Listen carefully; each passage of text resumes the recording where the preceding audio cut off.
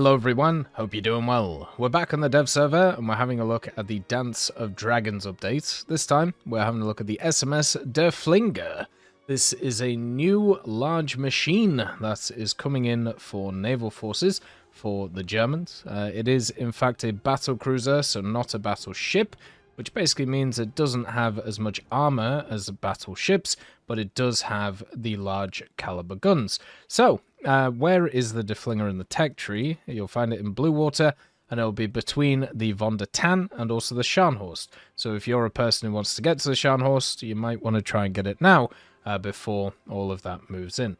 So the Derfflinger is different to the other vehicles that are around at 6.3, basically because it has what I would class as more of a common setup for its turrets compared to World War II machines. So the Derfflinger is a World War I machine from 1916, but you can see how the turrets are set up in this kind of line, so therefore you can shoot all the way, you know, not 180, but close to, and be able to get all guns on target no matter where you're shooting. Whereas if you have a look at something like the Helgoland, for example, it is much thicker and also doesn't have all of its turrets set up like that. Same as kind of like the Westfalen, which is here too, with this design where you, no matter where you shoot, you're always having at least two turrets that cannot interact with the, you know, with everything around. Even with like the Von der Tann, you have this weird setup where you have the diagonal turrets, which once again make it just a little bit harder in order to have your guns on target. So the Derfflinger is a much better setup for that. It still has the 305mm, the SKL 50 cannons, and these have different rounds. You have the HE, which has 27 kilos in it, and also has decent penetration since it's a base fuse HE. You have an SAP, which is a semi-armor piercing one, meaning that you still get nearly 500mm of pen and 10 kilos worth of TNT equivalent. And then you have the actual APC, which for some reason for the Germans, if you have a look at their AP, not just for this gun or this type of gun, but also their larger guns, their AP has a metric ton of explosive filler in it. So you can see with this one, it has 13.6 kilos of TNT and more penetration than the SAP. So it actually makes sense to take this this round over this one every single time, unless you're worried about it penetrating too much, but at the same time that's not going to happen because you'll mainly be facing battle cruisers and also battleships, so you'll always want to take this 305. For the 150s, this is the secondary armament. There are 12 of them, 6 on each of the sides, so you can see here 6 singles on this side and 6 singles on this side. You also have 88mm, which are technically AA guns, but once again, this is a World War I vehicle without a refit from the Second World War, so therefore it has a very small amount of AA on it.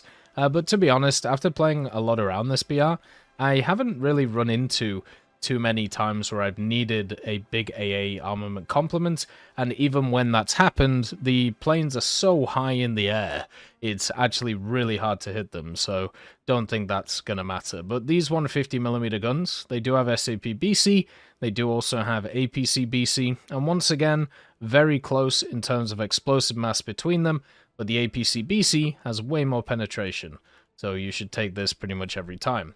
The vehicle does also have torpedoes, but they're those World War I torpedoes, like you can see them down here in the front.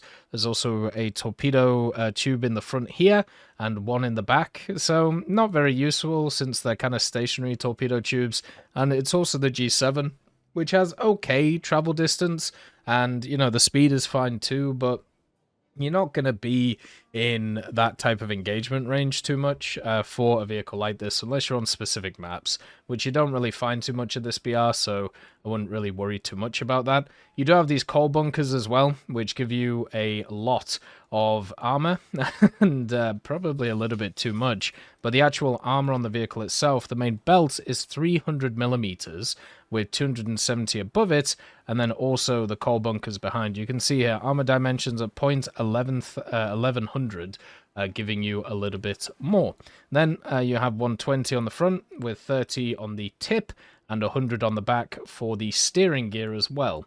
The front of the turrets have 270mm and 260 to cover the ammo elevators, and the bridge has 300mm with 350 on the top, where specifically the bridge is. So that's the most armored area of the ship.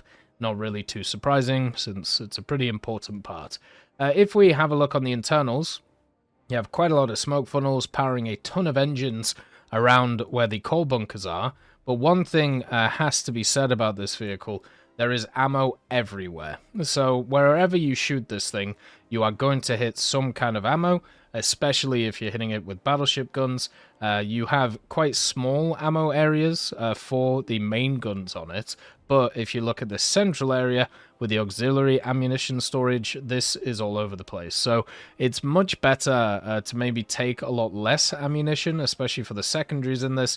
Otherwise, you're going to have huge explosions in the engine decks, which isn't going to work very well for the vehicle, right? So you can see here the ammo is all around the center of the engines. So you're either aiming for this area to try and pop these very small magazines, or you're aiming for here to try and get through the coal bunkers to hit the engines, to hit the auxiliary, and then make this thing sink with a huge explosion in the center. That's generally how I would probably go for this. So just aim for this area here to take it out.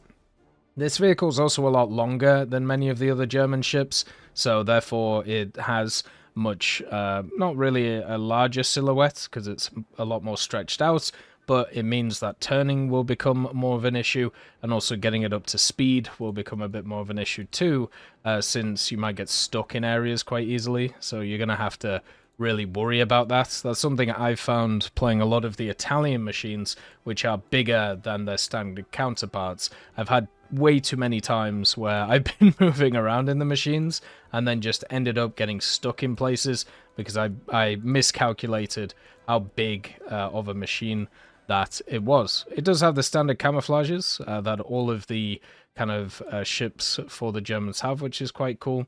And at the same time, you know, the actual guns themselves are very similar to the ones that you'll find from all of the other German machines near this point. So it's one of those things to enjoy, that there is a lot of stuff which is similar, but the actual way that the vehicle is set up is completely different. And that, to me, is the most important and interesting part of this machine. A lot of the time, you know, we talk about the guns, we talk about the armor of it, but if you just kind of look at the general shape of this, I wonder how well this kind of works compared to some of the other German machines at the same BR. Is it better to be shorter and chunkier with not being able to get all of the guns on at the same time? Or is it better to have this kind of longer machine, which it is technically a larger machine, but also will have issues in terms of, you know, hitting the areas where you actually have to, you know, do the most damage from it, because, you know, maybe you hit like this extremity, or maybe you hit here instead of shooting this central area. Technically, this thing should be able to be a little bit more survivable because of that, but, you know, we'll have to see how that works out in game. People are usually pretty accurate in War Thunder nowadays, and only dispersion is the thing that's stopping them. So for me, with this type of vehicle, it's really cool to see it. I prefer it to a lot of the other World War I battleships and cruisers from the Germans, and it's probably the one I'm looking most forward to in terms of the naval vehicles that they've added in this dev server. As always, I hope you have a wonderful day, and I'll see you next time.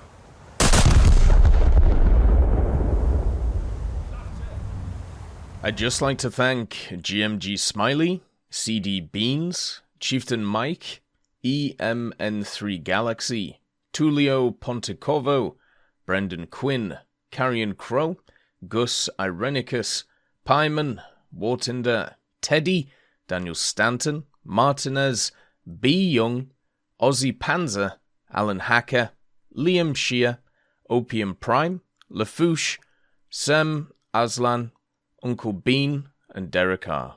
for supporting the channel.